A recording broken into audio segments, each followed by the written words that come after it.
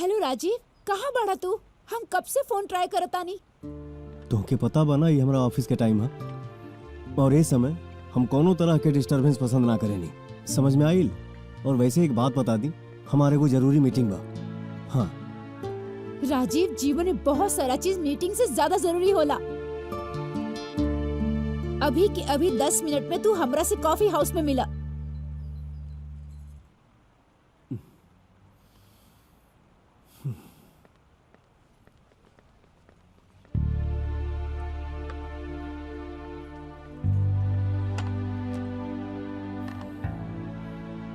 बोला का बात बा?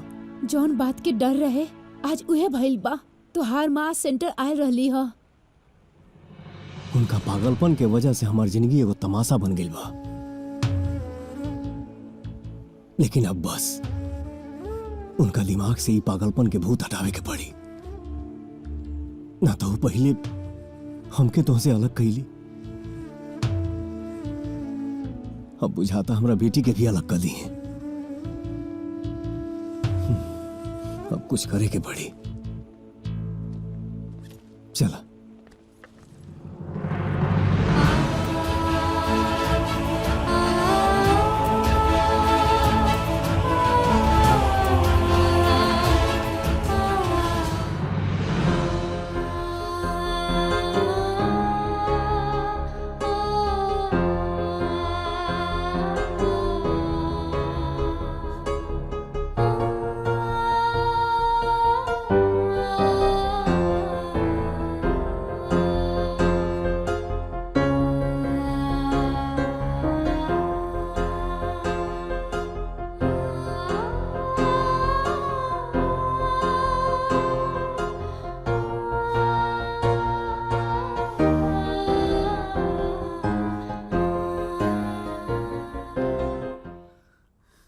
आज रूम में इतना अंधेरा का है? बोला का बात बा काजल?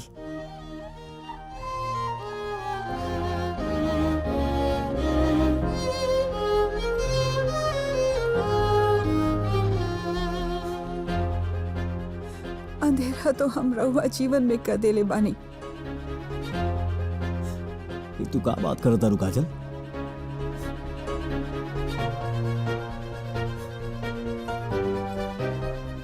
तू तो हमारा जीवन की वो रोशनी हो जौन हमके हर अंधेरा से निकले के रास्ता दिखावेला। रहुआ हमरा के जौन इज्जत दे रहल बानी,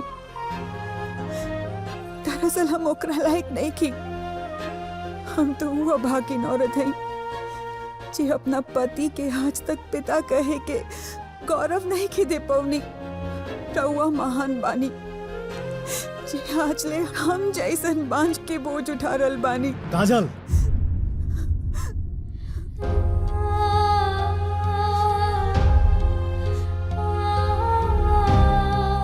अपने आप के बांझ कह के तू हमरा रिश्ता की गाली मत दा। गाली तो हम रहुआ के पूरी जिंदगी के दे देले बानी। अगर हम लायक रहती तो संतान के जौन सुख रहुआ के नैना से मिलल,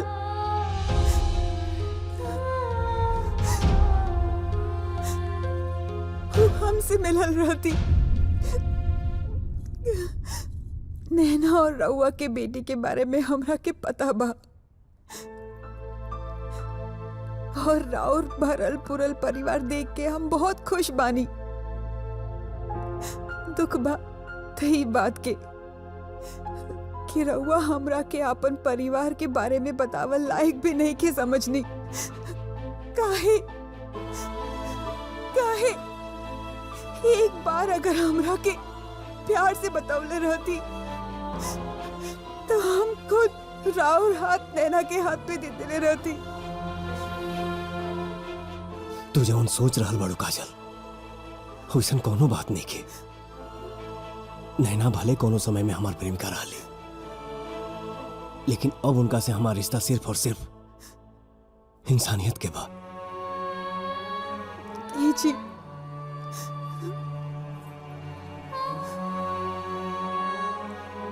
जाई निभाई अपन इंसानियत के रिश्ता। रहुआ के हम पति पत्नी के बंधन से आजाद करल बानी।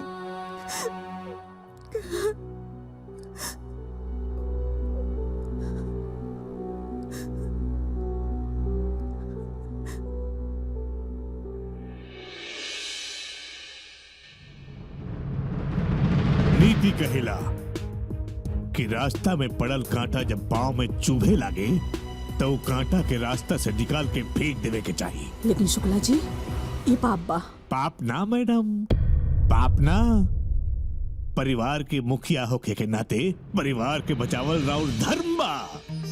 इतिहास में ऐसा बहुत सारा किस्सा कहानी बा कि लोग अपन परिवार के बचावे खातिर बहुत सारा युद्ध लड़ले बाड़े। का कोनो और रास्ता नहीं है मुश्किल से निकले खातिर? बिल्कुल ना, बिल्कुल ना। अरे रघुआ पहले भी राजीव और नैना के अलग करे के कोशिश कैले रहनी ना, का भाई? आज दोनों के एगो लड़की बिया, कलुहे लड़की और ओकर माई मिलके राउर परिवार के विनाश के कारण बनी है। हमार जीते जी कब्बो ना होके देव। पूरा फिल्म देखे खातिर अभी डाउनलोड करी दंगल प्ले ऐप।